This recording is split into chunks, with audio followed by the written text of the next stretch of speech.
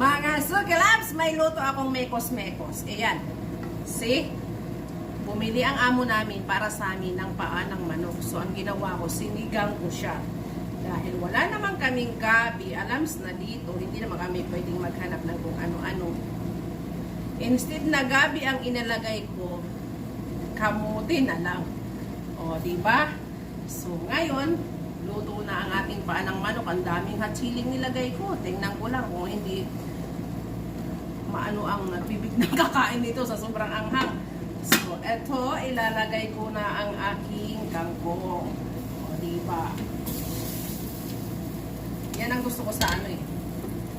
Sa amo ko eh. Dahil wala naman kami dito guys, mga ano, pang sahog-sahog, na mga sampalok, na mga ganun. So, diskarte ko na lang. Bahala na si Batman. Ito ngayon ang aking lemon juice. O, diba? Ginawa ko na lang siyang lemon juice. Ito ang ilalagay ko dito ngayon. Natatakam talaga ako dito. Pero nagda-diet ako kasi sobrang taba ko na. Pang 3 days ko na ngayon na hindi kumakain ng rice or bread. So, kung ano ang maisubo kong ulam, yan ang kinakain. Nagda-diet-dietan kasi ako. Yun. Wow. See? In fairness, masarap to.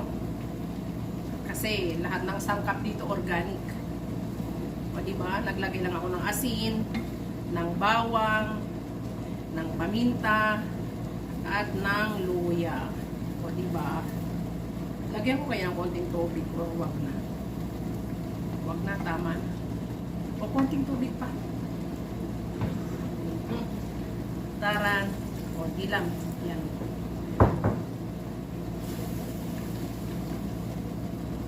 Para naman sulit yung mga mahilig magsabaw dyan.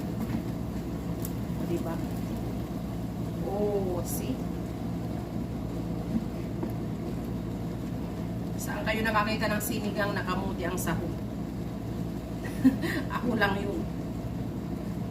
Kung ano lang mailagay kong gulay. So, dahil wala akong pangsigang, ito na po ang aking lemon. Taran!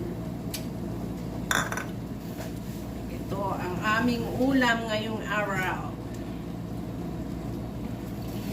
Tapos, ayun. Ayun yung gutom doon. Ayun.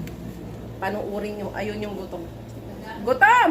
Hey! Nag-aantay! Nagmatutok-tok! Nag-aantay doon ng matutok-tok. So, ayan na po ang aming ulam. Luto na siya.